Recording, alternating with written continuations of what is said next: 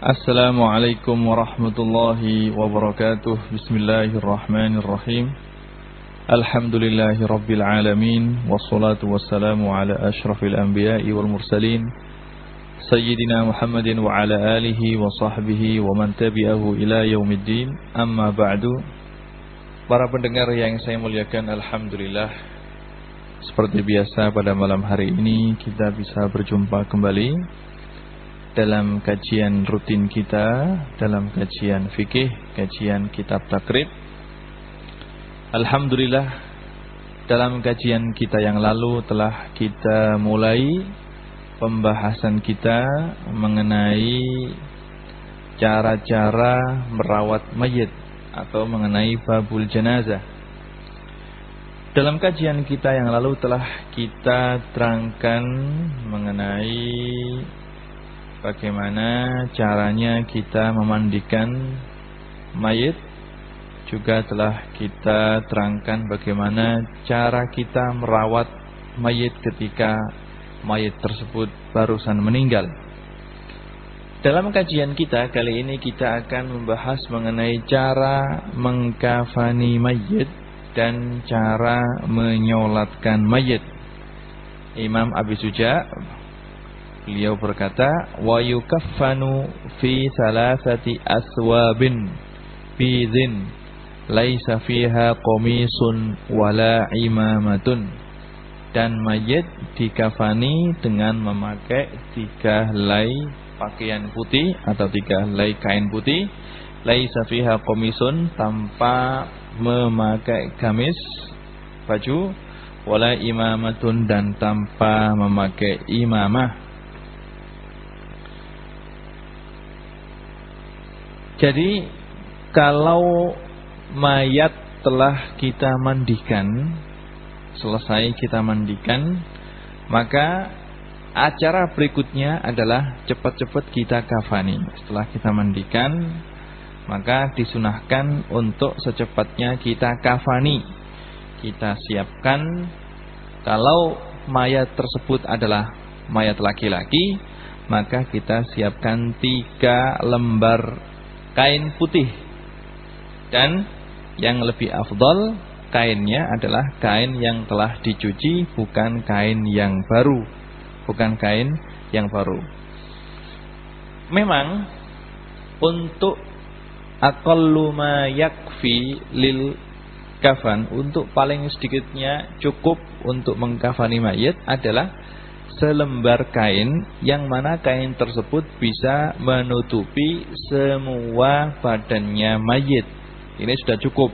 Tapi untuk yang afdol, kalau mayatnya adalah mayat laki-laki, maka yang afdol adalah kita kafani mayat tersebut dengan memakai 3 lembar kain putih. Semuanya pakai lembaran. Tidak ada gamis, tidak ada bajunya, tidak memakai baju, dan tidak memakai imamah. Tapi kita kafani dengan 3 lembar kain putih, yang mana setiap lembar dari kain tersebut bisa menutup semua badan mayit. Bisa menutup semua badan mayit. Maka kalau kita ingin membeli kain untuk mayit, maka kita samakan ukurannya. Kalau mayitnya itu panjangnya misalnya 170 cm, maka kita misalnya beli kain yang panjangnya 2 meter atau 2 meter lebih sedikit, biar kain tersebut bisa menutup semua anggota badan mayit. Begitu juga lebar daripada kain tersebut cukup untuk menutup semua anggota badan mayit. Kita beli 3 biji, 3 lembar. Tanpa kita memakai, tanpa kita kasih baju mayit tersebut, dan tanpa kita kasih imamah. Jadi langsung 3 lembar kain, langsung kita tumpuk jadi satu, terus mayat kita letakkan di atas kain tersebut, baru kita mulai mengkafani mayat tersebut. Nah, sebelum kita kafani, maka disunahkan juga untuk menutup semua lubang tubuh mayit. Semua lubang tubuh mayit kita tutup. Misalnya hidungnya kita tutup dengan kapas, yang mana kapas tersebut telah kita kasih kapur, ya. kapur barus, kita tutup hidungnya, kita tutup telinganya, segala bagian tubuh dari mayat tersebut yang terbuka kita tutup. Kemudian kita bungkus atau kita kafani mayat tersebut dengan 3 helai atau 3 lembar kain. Itu semua adalah seperti yang dilakukan oleh para sahabat ketika Rasulullah Shallallahu Alaihi Wasallam meninggal. Imam Bukhari dan Imam Muslim meriwayatkan sebuah hadis yang diriwayatkan dari Ummul Mukminin Aisyah radhiyallahu anha, qalat kuffina Rasulullah sallallahu alaihi wasallam fi salasati aswabin bidhin suhuliyatin laisa fiha qamisun wala imamatun. Yang artinya Rasulullah sallallahu alaihi wasallam ketika meninggal beliau dikafani dengan 3 helai, 3 lembar kain yang warnanya putih suhuliyah, yang mana kain ini adalah kain suhuliyah. Kain suhuliyah ini adalah kain buatan Yaman. Laisa fiha qamisun, yang mana Rasulullah sallallahu alaihi wasallam ketika itu tanpa dikasih baju, wala imamatun, dan tanpa dikasih imamah. Dan untuk warna memang yang sunnah dan yang afdol kalau kita mengkafani mayit adalah dengan memakai kain yang berwarna putih. Kain yang berwarna putih seperti dalam hadis tadi, kufina Rasulullah sallallahu alaihi wasallam min salasati aswabin bidhin, yang warnanya putih.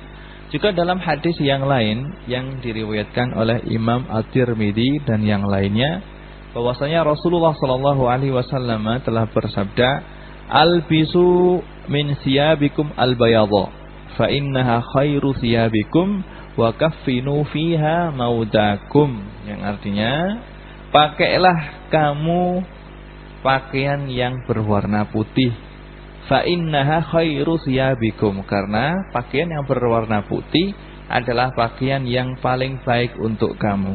Wa kaffinu fiha mautakum, dan kafanilah, bungkuslah mayat kamu dengan memakai kain yang berwarna putih. Jadi kain putih adalah yang disunahkan, yang afdol dalam hal ini untuk membungkus dan mengkafani mayit. Juga untuk orang yang dalam keadaan hidup, memakai baju yang berwarna putih adalah yang paling baik, yang disunahkan sebagaimana yang diajarkan oleh Rasulullah Shallallahu Alaihi Wasallam. Khususnya kalau nanti pada hari Jumat misalnya ingin menghadiri salat Jumat, maka dalam hal ini kain yang bagus atau kain yang pantas untuk kita pakai, atau baju yang pantas untuk kita pakai untuk Jumatan adalah baju yang warnanya putih. Kalau ada sarung putih maka lebih baik juga. Ini adalah untuk warna kain kafan, disunahkan warnanya adalah putih. Dan makruh kalau misalnya kita kafani dengan selain putih.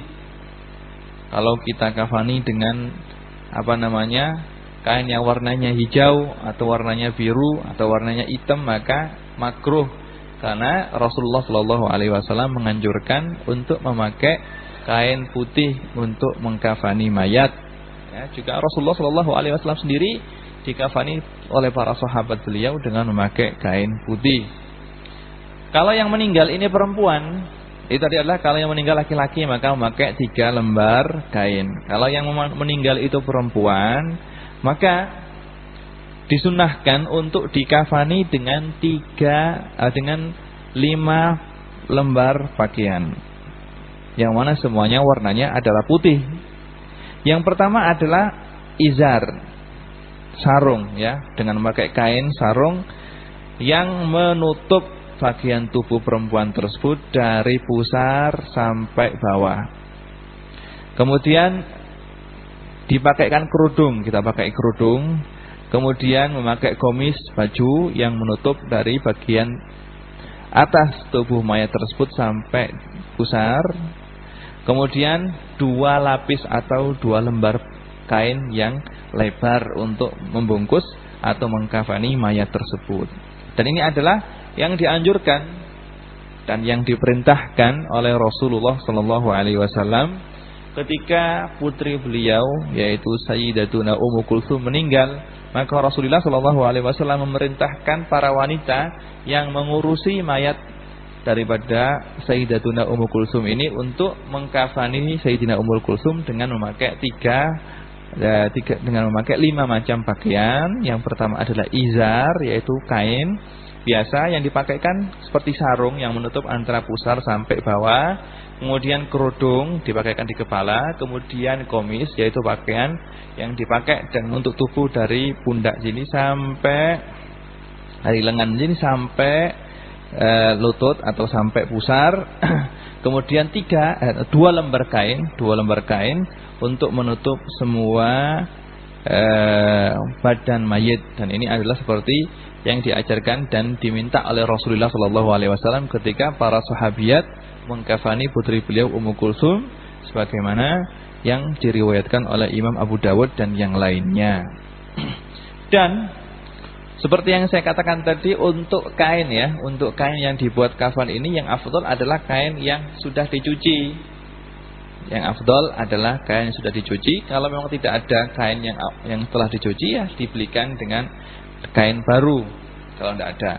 Dan untuk kain ini adalah untuk bagus dan jeleknya kain ini adalah tergantung keadaan daripada si mayat tersebut. Kalau mayat tersebut adalah orang kaya misalnya, maka ya tidak apa-apa kita belikan kain yang agak bagus.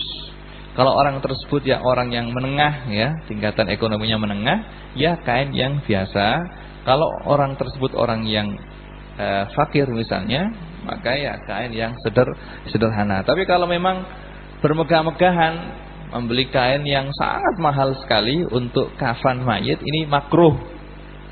Makruh membeli kain yang sangat mahal untuk mengkafani mayit. Dan perlu diperhatikan untuk jenis kain dalam mengkafani mayit ini adalah kain yang diperbolehkan untuk orang tersebut ketika orang tersebut hidup.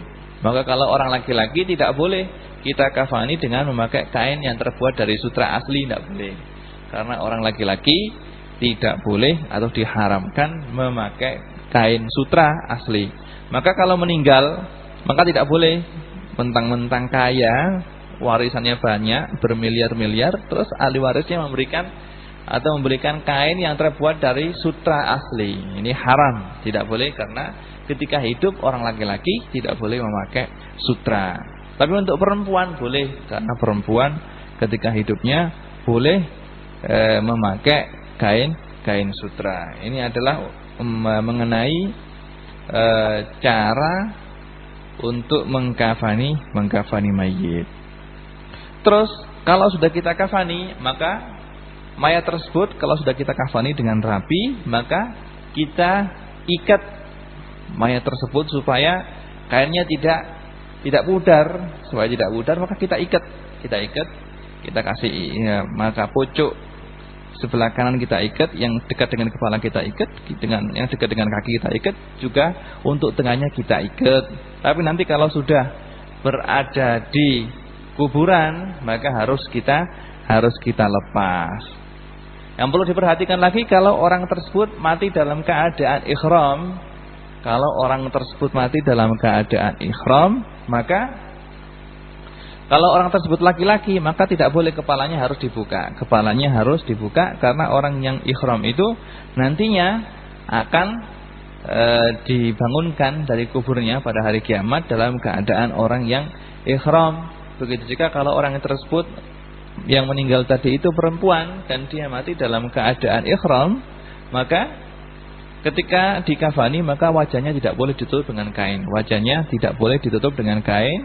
Itu semua seperti yang saya terangkan pada kajian kita yang lalu berdasarkan hadis yang diriwayatkan oleh Imam Bukhari dari sahabat Ibnu Abbas, bahwasanya seorang laki-laki meninggal ketika dalam keadaan umrah, maka Rasulullah SAW bersabda untuk para sahabatnya, "Ighsilu bima'in wasidrin wa kaffinuhu fi thawbaini wa la tumissuhu tiban wa la tukhammiru ra'sahu fa innallaha yab'atsuhu yaumal qiyamati mulabbidana wa fi riwayatin mulabbiyan."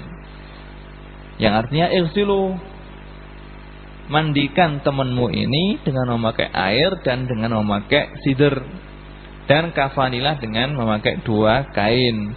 Dan jangan sampai kamu kasih minyak wangi. Maka kalau yang meninggal itu adalah orang yang dalam keadaan ihram, maka kainnya itu tidak boleh dikasih kafur ya. Karena kafur baunya adalah wangi ya. Tapi untuk orang biasa, maka juga disunahkan juga kainnya itu dikasih kafur ya. Sebelum mayatnya ditaruh, untuk dibungkus ditaruh kasih kafur supaya baunya wangi ya. Tapi kalau orangnya yang meninggal itu adalah orang yang dalam keadaan ihram, maka tidak boleh. Wala tukhammiru ra'sahu, dan jangan kamu tutup kepalanya. Tidak boleh ditutup kepalanya karena dia mati dalam keadaan ihram. Alasannya apa? Fa innallaha yab'atsuhu yaumal qiyamati mulabbiyan. Karena Allah Subhanahu wa taala nantinya pada hari kiamat akan membangunkan orang tersebut dalam keadaan orang yang membaca talbiyah, dalam keadaan orang yang ihram. Ini adalah kemuliaan khusus dan fadilah khusus yang diberikan oleh Allah Subhanahu wa taala bagi orang yang mati dalam keadaan ihram. Kalau orang tersebut sudah kita mandikan dan sudah kita kafani dengan rapi, maka secepatnya, kalau ya boleh juga ya, kalau orang meninggal itu kita umumkan di speaker di masjid, kita umumkan, bikin pengumuman bahwasanya telah meninggal pada hari ini Bapak Fulan dan Bapak Fulan, insyaallah untuk sholat mayatnya pada jam segini, penguburannya jam segini. Maka kalau mayatnya sudah dimandikan dan sudah dikafani, maka secepatnya untuk disolati, dan sholat mayat ini hukumnya adalah fardu kifayah. Dan Rasulullah SAW telah sholat untuk beberapa sahabatnya. Banyak sekali hadis-hadis yang menerangkan bahwasanya Rasulullah SAW melakukan sholat janazah. Termasuk salah satu hadisnya adalah hadis yang diriwayatkan oleh Imam Bukhari dan Imam Muslim dari sahabat Abu Hurairah radhiyallahu anna Rasulullah sallallahu alaihi wasallam na'a an-Najashi fi yaumil ladzi mata fihi fa kharaja ila al-musalla fa saffa bihim wa kabbara arba'an. Rasulullah sallallahu alaihi wasallam ketika Raja Najasyi meninggal, yaitu Raja Habasyah yang menerima para muhajirin dulu ketika orang Islam pertama kali berada di Mekah. Orang Quraisy sangat kejam sekali terhadap orang Islam ketika itu, dan ketika orang Islam sudah tidak tahan lagi dengan siksaan dan ancaman orang Quraisy, maka Allah Subhanahu wa taala memberikan izin kepada mereka untuk hijrah. Dan ketika itu hijrah yang pertama kali adalah hijrah ke Habasyah, yang ketika itu yang menjadi raja di Habasyah adalah Raja Najasyi. Jadi Raja Najasyi ini raja yang beriman. Maka ketika Najasyi ini meninggal, maka Rasulullah SAW mengumpulkan para sahabat dan sholat di musola bersama-sama dengan sahabat untuk rohnya Najasyi yang telah meninggal. Dan dari hadis ini bisa kita pahami bahwasanya sholat gaib itu diperbolehkan dan disunnahkan ya. Sholat gaib itu diperintahkan karena Rasulullah Shallallahu Alaihi Wasallam dalam hadis Bukhari Muslim ini juga sholat kepada Najasyi, yang mana Najasyi ini meninggalnya di tanah Habasyah, di Afrika sana, di tanah Habasyah. Kalau sekarang ini ya di tanah Habasyah itu Afrika, dekat dengan Somalia sana. Ini menandakan bahwasanya sholat gaib untuk mayit hukumnya adalah tidak apa-apa dan diperbolehkan karena Rasulullah Shallallahu Alaihi Wasallam sendiri mengerjakannya. Adapun cara untuk sholat jenazah ini adalah seperti yang biasa kita ketahui dan kita lakukan. Yaitu yang pertama kali adalah dengan takbir Allahu Akbar. Ketika takbir ini, takbiratul ihram ini, niat untuk mengerjakan sholat jenazah. Misalnya di dalam hatinya dia niat usolli ala hadal mayyiti fardhan lillahi ta'ala. Atau kalau tidak bisa pakai bahasa Arab, ya pakai bahasa Jawa atau bahasa Indonesia. Saya niat untuk sholat untuk mayat ini fardu dan menjadi makmum. Kalau dia menjadi makmum, kalau jadi imam ya bilang imaman, kalau jadi makmum ya bilang makmuman. Kalau tidak bisa bahasa Arab ya bahasa Jawa, dalam hatinya dia mengucapkan saya sholat untuk mayat ini dan saya menjadi makmum. Kalau dia menjadi makmum, kalau dia menjadi imam ya dengan niat saya menjadi imam.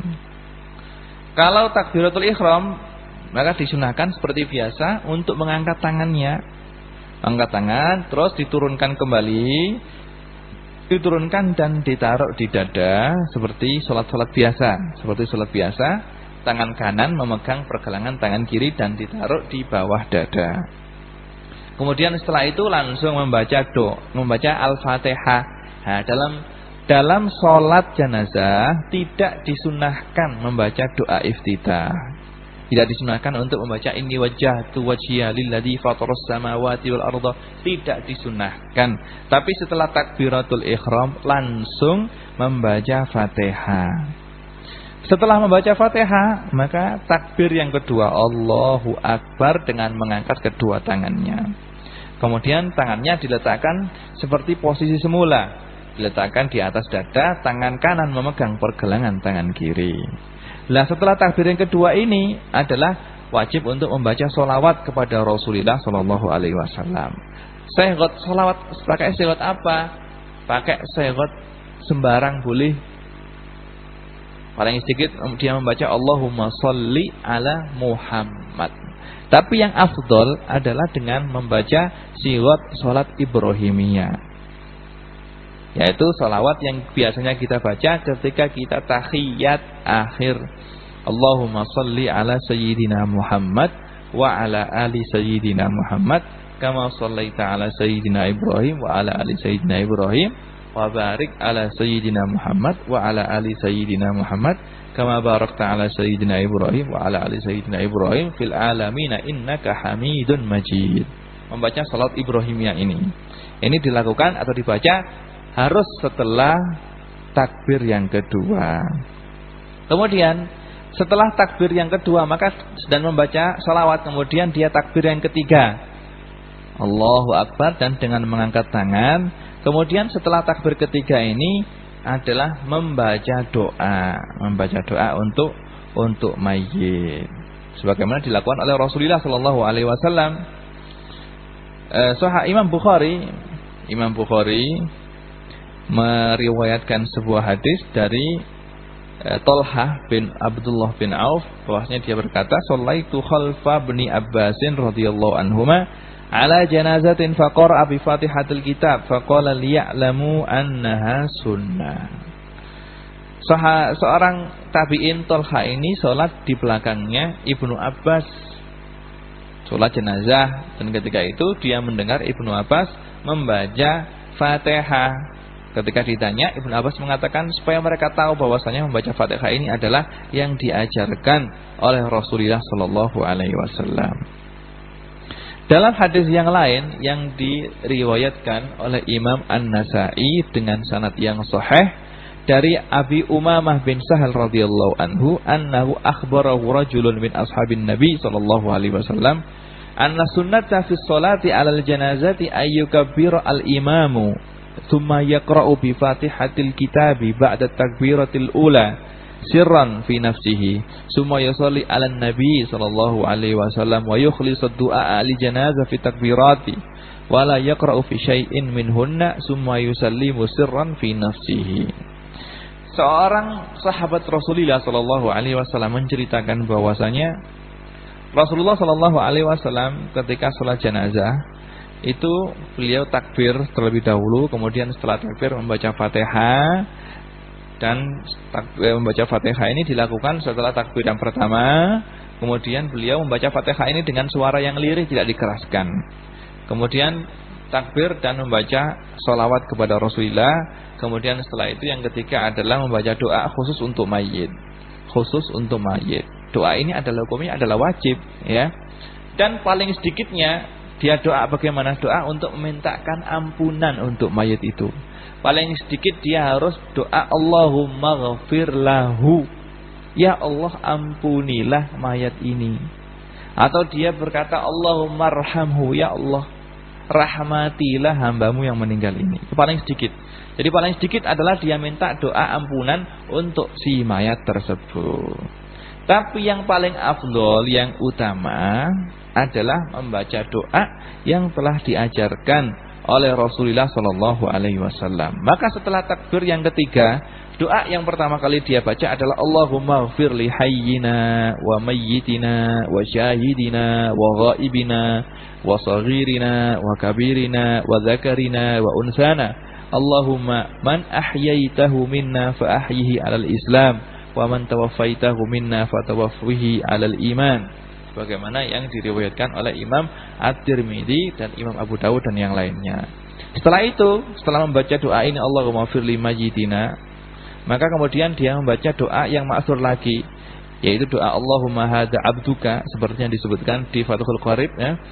Allahumma hadza abduka wa ibnu abdika. Ini kalau mayitnya laki-laki. Kalau mayitnya perempuan berarti bacanya Allahumma hadhihi amatuka wa ibnatu amatika. Kharaja min rauhid dunya wa sa'atiha wa mahbubihi wa ahibbaihi fiha ila zulmatil qabri wa ma huwa laqihi. Kana yashhadu an la ilaha illa anta wahdaka wa anna Muhammadan 'abduka wa rasuluk wa anta a'lamu bihi minna. Allahumma innahu nazala bika wa anta khairu manzulin bihi wa asbaha faqiran ila rahmatika wa anta ghaniyyun an 'adzabihi wa qad ji'naka raghibina ilayka syufa'a lahu. Allahumma in kana muhsinan fazid fi ihsanihi wa in kana musian fatajawaz anhu wa laqihi bi rahmatika ridhaka wa qihi fitnatal qabri wa 'adzabah wafsah lahu fi qabrih wa jafil arda an jambih wa laqihi bi rahmatikal amna min 'adzabika hatta tab'atsahu ila jannatika ya arhamar rahimin. Ini adalah doa yang dibaca kalau mayatnya itu mayatnya orang besar. Nanti kalau mayatnya adalah anak kecil, masih kecil, maka doanya lain lagi. Maka doa yang disunatkan kalau mayatnya kecil adalah Allahumma ij'alhu faratan li abawayhi wa salafan wa dukhran wa 'idatan wa i'tibaran wa syafi'an wa saqqil bihi mawazinahuma wa afrigh sabra 'ala qulubihima wa la taftinhuma ba'dahu wa la tahrimhuma ajrahu. Yani kalau mayatnya adalah anak kecil belum baligh, maka yang dibaca adalah doa tadi. Dan doa yang saya sebutkan tadi adalah doa yang disebutkan oleh Imam Asy-Syafi'i di kitabnya di Al-Um, yang mana Imam Syafi'i telah mengambil doa-doa tersebut dari hadis-hadis yang maksur. Kemudian para murid-murid Imam Syafi'i mengenalkan doa tadi kepada murid-muridnya yang lain sampai kepada kita. Akan tetapi kalau memang tidak bisa dan tidak hafal membaca doa yang panjang tadi, di sana ada doa yang maksur juga yang diriwayatkan dari Rasulullah sallallahu alaihi wasallam, yang mana doa ini diriwayatkan oleh Imam Muslim di Sahihul Muslim dari Auf bin Malik radhiyallahu anhu qala shalla Rasulullah sallallahu alaihi wasallam ala janazatin fasami'tuhu yaqul Allahumma ighfir lahu warhamhu wa'afihi wa'fu anhu wa akrim nuzulahu wa wassi' madkhalahu waghsilhu bil ma'i wasalji wal barad wa naqqihi minal khataaya kama yunqqa thawbul abyad minad danas wa abdil lahu daran khairan min darihi wa ahlan khairan min ahlihi wa zawjan khairan min zawjihi wa adkhilhul jannata wa qihi fitnatal qabri wa adzaban nar. Ini adalah doa yang diriwayatkan dan dari Rasulullah sallallahu alaihi wasallam, seorang sahabatnya yaitu Auf bin Malik ketika itu salat langsung di dekat Rasulullah sallallahu alaihi wasallam, sehingga dia bisa mendengar langsung doa yang dibaca oleh Rasulullah sallallahu alaihi wasallam untuk mayat yang disalati beliau. Sampai-sampai sahabat Auf bin Malik ini sampai beliau itu ternyuh dan beliau kepingin bahwasanya seandainya dia yang mati terus disolati oleh Rasulullah Shallallahu Alaihi Wasallam, terus dibacakan doa seperti itu. Kenapa? Karena doa yang diucapkan oleh Rasulullah Shallallahu Alaihi Wasallam adalah doa yang pasti dikabulkan oleh Allah Subhanahu Wa Taala. Dan doa tadi adalah doa yang sangat besar sekali fadilahnya. Artinya Allahumma ighfir lahu, ya Allah ampunilah dia. Warhamhu, dan kasihanilah dia. Wa'afihi, dan berikan dia afiyah. Wa'fu anhu, dan ampunilah dia. Wa akrim nuzulahu, dan muliakan tempatnya. Wa wasi' madkhalahu, dan lebarkan tempatnya.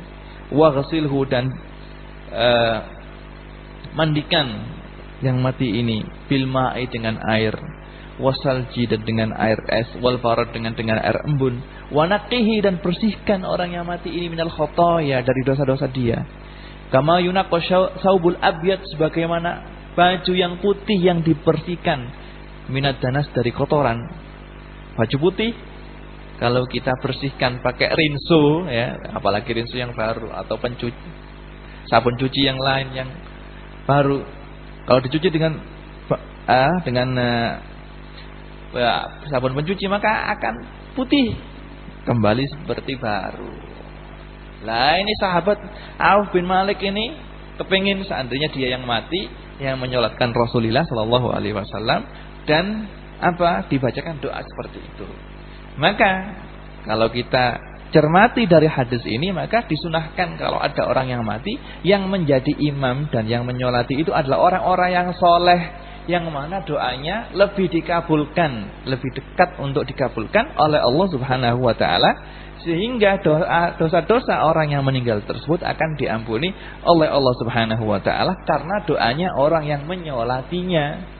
Nah kalau yang nyolati itu orang banyak dan orangnya soleh semua, maka akan mendapatkan doa banyak dari orang yang menyolati, dan doa yang diucapkan oleh orang soleh itu adalah lebih gampang untuk dikabulkan oleh Allah Subhanahu Wa Taala. Kemudian ini adalah doa yang dibaca setelah takbir yang ketiga. Setelah membaca doa ini, nah kalau memang tidak bisa membaca doa ini dengan bahasa Arab, tidak apa-apa, pakai doa sebisanya ya, doa sebisanya. Masa kalimat Allahumma ighfir lahu itu tidak hafal ya. Maka ya sebagai seorang yang taat ya seharusnya dia menghafalkan dan doa-doa untuk situasi-situasi seperti ini. Doa untuk makan, doa untuk masuk kamar mandi, doa untuk salat mayit, ini seharusnya sudah dihafalkan dan kita ajarkan kepada anak-anak kita supaya nanti kalau anak-anak tersebut sudah tumbuh dewasa, sudah hafal dan sudah biasa mengerjakan hal-hal tersebut. Nah, setelah membaca doa setelah takbir yang ketiga, maka diwajibkan mengucapkan takbir yang keempat dengan mengangkat tangan. Kemudian setelah takbir yang keempat membaca doa juga sebagaimana diriwayatkan oleh Imam Abu Dawud dan yang lainnya. Setelah takbir keempat disunahkan untuk membaca doa ini, Allahumma la tahrimna ajrahu wa la taftinna ba'dahu wa ghafir lana walahu. Ini doa yang dibaca setelah takbir yang kedua. Takbir yang keempat, maaf ya. Kemudian kalau setelah membaca doa ini, Allahumma la tahrimna ajrahu wa la taftinna ba'dahu wa ghafir lana walahu, kemudian dia mengucapkan salam.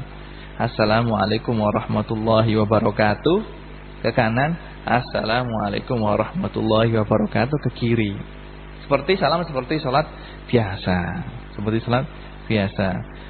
Itu adalah berdasarkan hadis yang diriwayatkan oleh Imam Baihaqi dari sahabat Abdullah bin Mas'ud radhiyallahu anhu qala kana Nabi sallallahu alaihi wasallam yaf'alu taslima 'alal janazati misla taslim fi shalah.